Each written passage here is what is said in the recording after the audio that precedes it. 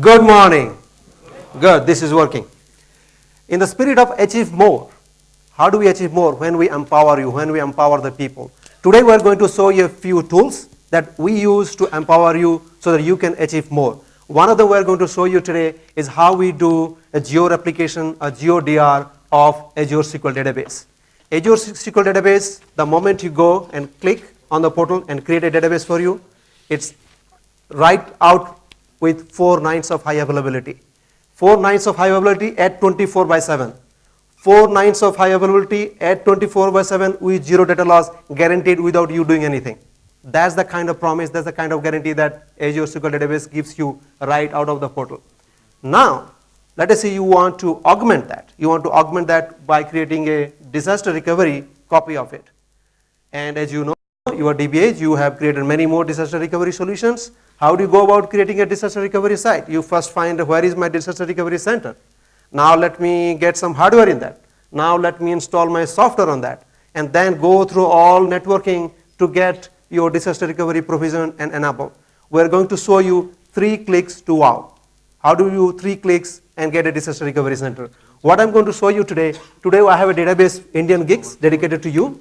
And what do gigs do? They make things happen. And we'll make things happen here. So the database I have is, it's in Japan East, and that's the region.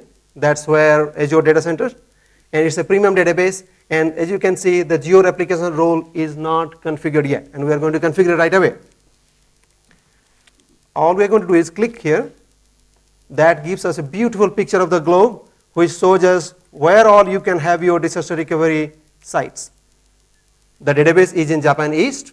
The recommended is Japan West because it's close to each other. However, let's think about what happened in 2011 in Fukushima.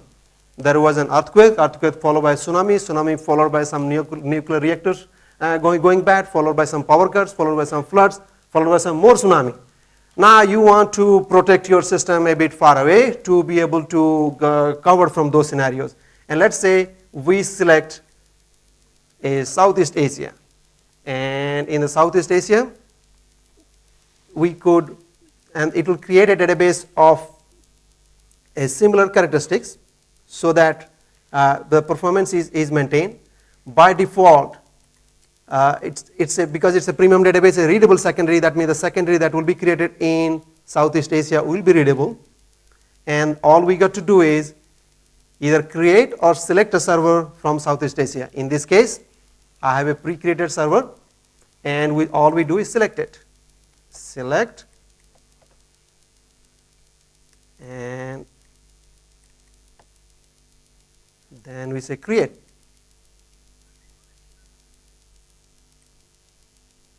So that was the 3rd click. I'm not going to do any more clicks. And what it will do is that, as you know, in any disaster recovery scenario, it copies the database over from one data center to the other, seeds in and doing it. As you can see, the bits are flying. The bits are flying from Japan to Southeast Asia to create a disaster recovery for you.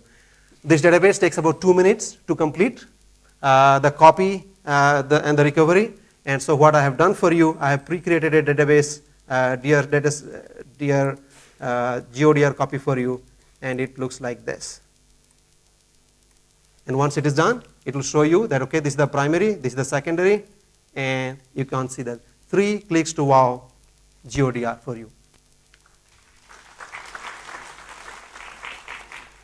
Now, that's not all. What we have is that this we are doing for how many SQL DB databases we have today?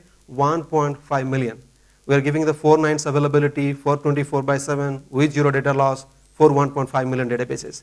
And on those 1.5 million databases, we collect telemetry data. Can you guess how much telemetry data we collect?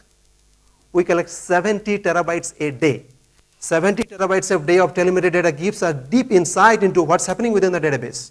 Who is accessing it? How much data they're fetching? How much performance are they getting? Is it a good plan? Is it a bad plan? Is it slow? That insights gives us the ability to empower you more by giving you recommendations such as index advisor. I have your very familiar AdventureWorks database here, and the index advisor already has done that analysis for us and is giving us 4 index recommendations. And because of the deep insights into the workload, the recommendations are ranked for you. There's a high, medium, and low. So you know, where do I focus more? Do I focus on creating index 1 or index 5? And obviously, like any smart people, our geeks will choose, let's pick the high impact one. And once you pick the high impact, it's going to show you what kind of index will it be. And it's going to show you that it's going to have an index with a index on column 7. There will be an included column. Interesting thing to note is shows you the moment you create an index, how big my database is going to grow. Because you need to be able to plan for your size of the database. If the database size grows and you need to pre-size it, that gives you a recommendation. Also it says how much time it's going to create the index. All these are empowering you to be able to make the right decisions. You'll see one more stuff here, which if you want to see the script, okay, how will my index look like? Your all familiar T-SQL statement, you can see how the index will look like.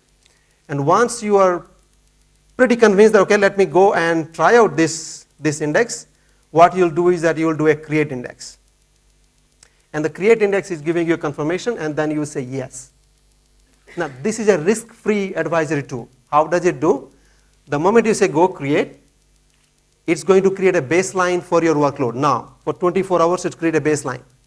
And once it creates a baseline, it knows after I create the index, is it going to be good or bad for me? 24 hours of baseline, then create the index, then 24 hours of comparing again. So if you see the GUI, it says it will take about 48 hours for all things to complete. 48 hours, it doesn't take 48 hours to create an index. It takes profile, create index, and profile again. And here is the kick.